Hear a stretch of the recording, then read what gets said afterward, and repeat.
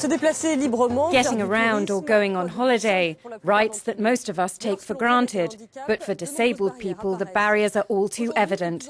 Today, more and more cities are trying to become more accessible. For me, the greatest problem is logistical. And then we have to find adapted accommodation, where we can feel at home. It's very difficult.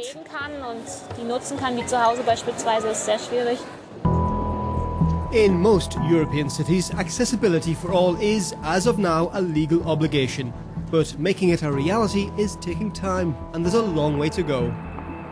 The German capital has been actively putting such policies into place since the 1990s, and its efforts have been recognised this year with a special European prize. The entire Berlin bus fleet is already equipped with wide access doors. The target for 2020 is to make the tramway and metro equally accessible.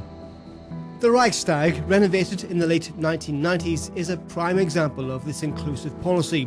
Its famous glass cupola has 2 ramps leading to the top. Katrina Voigt participated in mobility focus groups set up by the city to improve access to its landmarks.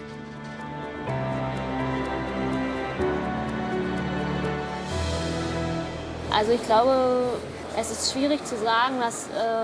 think it's difficult to say that we only have to change the built environment for us to have a life similar to others. There's a lot more to it than that. For example, we have to change people's mindsets.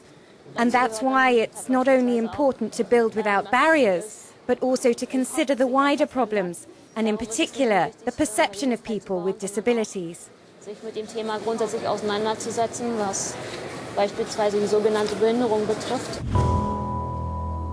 New ways of making cities more user-friendly are constantly being explored. These tactile, multi-sensory scale models can be found in more and more museums. Access to information is as important as access to places.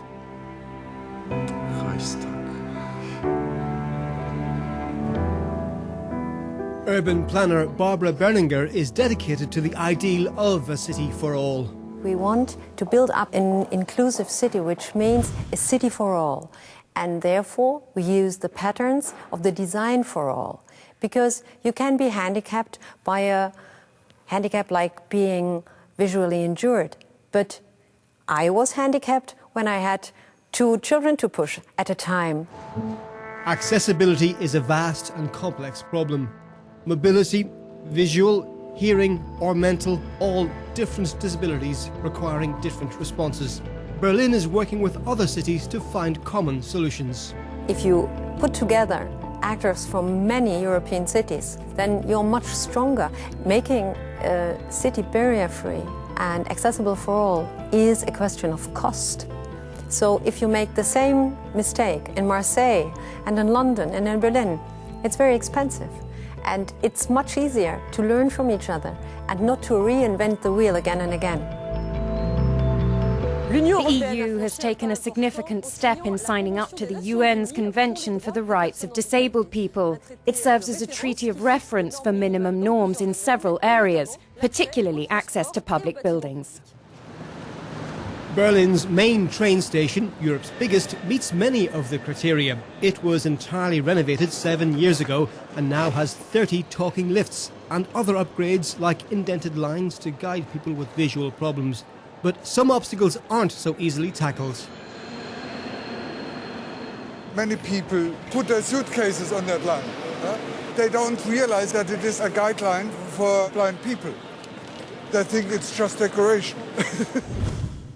Obergeschoss 2, Bahnsteig 13 und 14. Rudi Leigner is a leader of NATCO, an organisation that raises awareness about accessibility on public transport. There's still, also in Berlin, a lot to do. We have a modern train station, but when you leave the train station, you don't have any pedotactile stripes on the floor. When you want to use the city buses or the taxis, you still need help and assistance to get there. While the city for all is some way off, planning trips in advance remains essential for people with disabilities. But so-called accessible tourism is booming. On the River Spree, some pleasure boats are equipped to accommodate wheelchairs. Felix Carr, a tourism entrepreneur, saw the potential. You always have to make sure that everything is really good, accessible, and we double check, triple check everything. We measure all those, the rooms, we measure the bathrooms. We also have a look at the transportation system and everything, make sure everything works out.